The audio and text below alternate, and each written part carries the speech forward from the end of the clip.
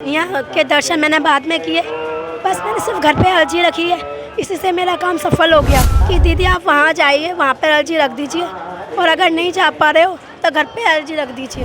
उसी से मैं पूजा कर ही रही थी तो 10 मिनट बाद ही मेरे मोबाइल में मैसेज आ गया कि मेरा ये मतलब सिलेक्शन जो लिस्ट है उसमें नाम आ गया। और इवन मेरी सिस्टर ने भी यहाँ अर्जी रखी थी, उनका भी पटवारी में हो गया है।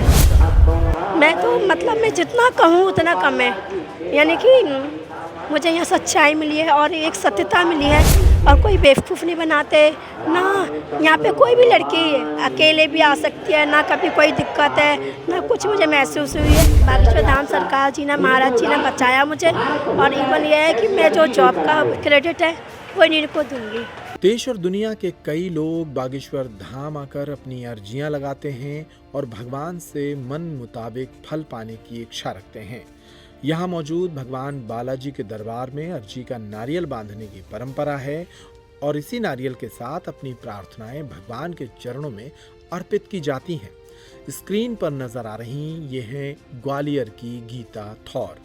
गीता थौर बताती हैं कि 40 बार उन्होंने सरकारी नौकरी पाने के लिए परीक्षाएं दी, लेकिन कामयाबी नहीं मिली। जब भगवान बालाजी के चरणों में अर्जी बांधी तो वे सफल हो गईं। अब कृषि विभाग में नौकरी करती हैं। गीता थौर ने बताया कि लगभग 13 वर्षों से वे सरकारी नौकरी पाने के लिए परीक्षाएं दे रही थीं, लेकिन चमत्कार तब घटित हुआ जब उन्होंने बागेश्वर धाम पर सच्चे मन से नौकरी के लिए अर्जी लगाई। गीता अब कृषि विस्तार अधिकारी के तौर पर काम कर रही हैं। उनकी पोस्टिंग डबरा में है, जो कि ग्वालियर के समीप स्थित है। वे बताती हैं कि यह नौकरी बागेश्वर धाम सरकार के आशीर्वाद से ही उन्हें प्राप्त हुई है। मेरा नाम गीता तारे है। कहाँ से आई हैं? मैं ग्वालियर से हूँ। क्या आपका काम सफल हुआ है? कब से बागेश्वर धाम जुड़ी थी? क्या है? मैं बागेश्वर धाम यहाँ के दर्शन मैंने बाद में किए, बस मैंने सिर्फ घर पे अर्जी रखी है, इसी से मेरा काम सफल हो गया। इसी से मेरा काम सफल हो गया नौकरी का, जो कि मैं 12-13 साल से कंटिन्यू प्रयास कर रही थी और 1-2 मार्क्स से रह जाती थी। कभी नॉर्मलाइजेशन में कम हो जाते थे, कभी कुछ रीज़न होता था। मुझे लगता था कि मेरे कुछ नेगेटिव एनर्जी है जो मुझे बढ़ते कदम एकदम मुझे खींच लेती है। बट मेरे को लगता था मैं कहाँ जाऊँ, कौन सा ऐसा सही दरबार है जहाँ मुझे रियली में मतलब मेरा साथ देगा और मेरी ये प्रॉब्लम में जो नेगेटिव चीज़ मुझे ना पीछे खींच लेती है वो नेगेटिव चीज़ मेरे ऊपर से हटा के और मुझे सक्सेस करेगा। तो मैंने यहाँ पे सिर्फ अर्जी रखी थी, उसी से मैं सक्सेस हो गई। उसके बाद में मैं यहाँ दर्शन करने आई हूँ। नहीं तो आप पहले कितने बार पेपर दे चुकी हैं? पेपर क्या? मैं एग्रीकल्चर में पीएससी का दे चुकी हूँ, वैसे नॉर्मल पीएससी के दे चुकी हूँ और उसके बाद में RAEO RHEO काफ़ी एग्रीकल्चर के काफ़ी सुपरवाइज़र और टीचिंग काफ़ी कुछ एग्ज़ाम दे चुकी हूँ। समस्या क्या आ जाती थी हर पेपर में? कई बार आपने बताया इंटरव्यू में रुक जाते थे, कहीं यूनिफॉर्म में नंबर कट जाते थे। फिर कैसे आपको ये जानकारी कहाँ से लगी धाम के बारे में? हमारे यहाँ एक बाई काम करने आती थी, तो उन्हीं की पहचान की कोई लड़की थी, तो उसने मुझे बताया कि दीदी आप वहाँ जाइए, वहाँ पर अर्जी रख दीजिए और अगर नहीं जा पा रहे हो तो घर पे अर्जी रख दीजिए। तो मैंने घर पे अर्जी रखी, उसी से मैं पूजा कर ही रही थी तो 10 मिनट बाद ही मेरे मोबाइल में मैसेज आ गया कि मेरा ये मतलब सिलेक्शन जो लिस्ट है उसमें नाम आ गया है। अर्जी रखने के कितने दिन बाद आपकी नौकरी के रिजल्ट आया था? अर्जी रखने के 10 मिनट बाद, मतलब 2 घंटे के अंदर, मतलब अर्जी रखने के 2 घंटे के अंदर, अर्जी रखने के बाद 2 घंटे के अंदर। अर्जी क्या भाव से रखी थी आपने? अर्जी क्या भाव था मन का? मेरा मन का भाव ये था कि मेरा जो ये काम रुक जा रहा है पहले से, वो अब मैं रुके नहीं, मैं पूर्ण से सक्सेस हो जाऊं और मेरा है ना जो सेलेक्टेड स्टूडेंट हैं उनकी लिस्ट में मेरा नाम आ जाए। तो क्या मानती हैं बागेश्वर बालाजी के पास आपकी नौकरी लगी? जी बिल्कुल, और मैं तो बहुत मानती हूँ और इवन मेरी सिस्टर ने भी यहाँ अर्जी रखी थी, उनका भी पटवारी में हो गया है। जी 2 लोगों का हो गया? जी बिल्कुल। सिस्टर की क्या प्रॉब्लम जाती थी पेपर देते समय? सिस्टर मतलब उनका इंजीनियरिंग किया हुआ उन्होंने MITS कॉलेज ग्वालियर से, पर उनको ज़्यादा समय नहीं होता, पर उनका भी रुकता ही था 1-2 मार्क्स से। वो इंटेलिजेंट हैं वो मतलब इतना डिज़र्व करती थी कि नौकरी लग जाए, पर फिर भी उनके नहीं लगती थी। अब उन्होंने भी अर्जी रखी तो उनका भी पटवारी में हो गया है इस बार। तो क्या कहेंगे बालाजी की कृपा से आज महाराज जी के आशीर्वाद से आपकी नौकरी लगी, क्या कहना चाहेंगे? मैं ये कहना चाहूँगी कि मैं तो मतलब मैं जितना कहूँ उतना कम है, यानी कि मुझे यहाँ सच्चाई मिली है और एक सत्यता मिली है, और कोई बेवकूफ़ नहीं बनाते ना। यहाँ पे कोई भी लड़की अकेले भी आ सकती है, ना कभी कोई दिक्कत है ना कुछ मुझे महसूस हुई है। और यहाँ पे एक परिवार जैसा मुझे लगता है, और बहुत ही सत्यता, और ना कोई पैसे का लेन देन, ना कुछ ये कि तुम ये दान कर दो वो दान कर दो।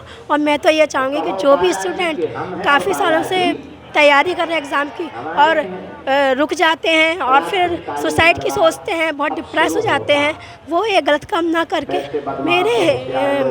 मेरे सजेशन से यहाँ आएँ और अपनी तैयारी भी कंटिन्यू करें, और उसके बाद में यहाँ आए तो उनको इसका पॉजिटिव रिजल्ट ज़रूर मिलेगा। कई बार आपके पेपर नहीं गए, वो आपके पेपर अच्छे से नहीं बने, या फिर आपका सिलेक्शन होते रुक गया कई बार 1 नंबर पे, तो मन में क्या भाव आता था उस टाइम पे आपके?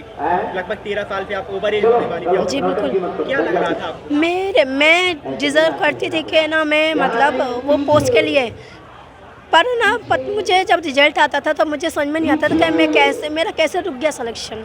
मुझे विश्वास नहीं होता था।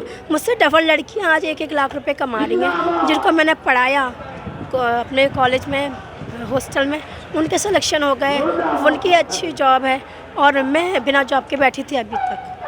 अभी वर्तमान में क्या करती थी आप जॉब के पहले, नौकरी लगने के पहले? नौकरी लगने के पहले मैं प्रिपरेशन कर रही थी। उसके पहले मैंने ITM कॉलेज में ज़रूर 3 साल प्राइवेट जॉब करी थी। तो क्या लगता था जब आप अपने स्टूडेंटों को पढ़ाने के बाद उनकी नौकरी लग जाती थी, आप रुक जाती थी, क्या लगता था? बहुत डिप्रेशन लगता था, मतलब मुझे लगता था डिप्रेशन में उल्टे सीधे भी भाव। जी, पर भगवान ही मुझे कहते थे कि नहीं तुम पढ़ो, तुम्हारा सिलेक्शन ज़रूर होगा।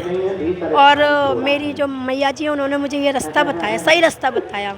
मैं कहीं नहीं जाती थी, किसी मंदिर कहीं नहीं जाती थी। मेरे को डर लगता था, मेरे को लगता था पता नहीं कौन कैसा है क्या है, पर वो लड़की ने बोला, और ये समझ लीजिए माता जी ने मुझे क्या डर क्या लगता था पहले मंदिर जाने में? फिर क्या लगता था? डर ये लगता था ना कि आजकल सुनते काफ़ी कुछ यूट्यूब पे कि वो बेवकूफ़ बना लेते साधु संत, फिर बस ही कर लेते जे वो, फिर पैसे खींचते हैं काफ़ी कुछ। और कभी ये भी सुना होगा काफ़ी स्मगलिंग भी हो जाती है ऐसे, तो मेरे को बहुत डर लगता था। मैं सोचती थी मैं कहीं नहीं जाऊँगी, मैं तो तैयारी करूँगी, जो होगा सो देखा जाएगा। इनके बारे में आपको बताया, आपकी काम पे आने वाली जो महिला थी, क्या सा लगा था सुनते समय? क्या विश्वास हो गया था? एक बार मैं सुना था। नहीं, क्या लगा था? नहीं हुआ था, फिर नहीं हुआ था।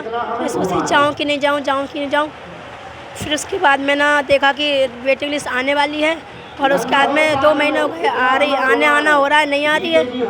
फिर मुझे लगा कि आ रही है 2 दिन में, तो मुझे लगा यार ये चांस, आखिरी की चांस है, चले जाना चाहिए। तो ये सोचे भगवान जी, मेरी माता जी ने मुझे वो किया सजेशन यहाँ आने के लिए, और मैं आई और मैं सक्सेस हो गई। आपकी नौकरी लग गई, लगभग 13 साल से प्रयास कर रही थी, बार-बार हो रही थी। क्या कहेंगी बालाजी गुरुजी के लिए, आप क्या कहना चाहेंगे? देखिए सर, तैयारी तो मैं बहुत सालों से ही कर रही थी, तैयारी तो मेरी थी, पर जो नेगेटिव एनर्जी के कारण मैं रुक जा रही थी, वो नेगेटिव एनर्जी से मुझे बागेश्वर धाम सरकार जी ने, महाराज जी ने बचाया मुझे। और इवन ये है कि मैं जो जॉब का क्रेडिट है वो इन्हीं को दूंगी, मैंने तो हर कोई करता ही है। उन लोगों के लिए क्या कहेंगे जो लोग कहते हैं कि यहाँ पे पैसे लिए जाते हैं, बहकाया जाता है, कुछ लोग गुरुजी को लेकर ट्रोल करते रहते हैं, उन लोगों के लिए क्या कहना चाहेंगे आप? ये कहना चाहूँगी कि क्या कहना चाहिए कि अंधे को अगर पत्थर दिखा दो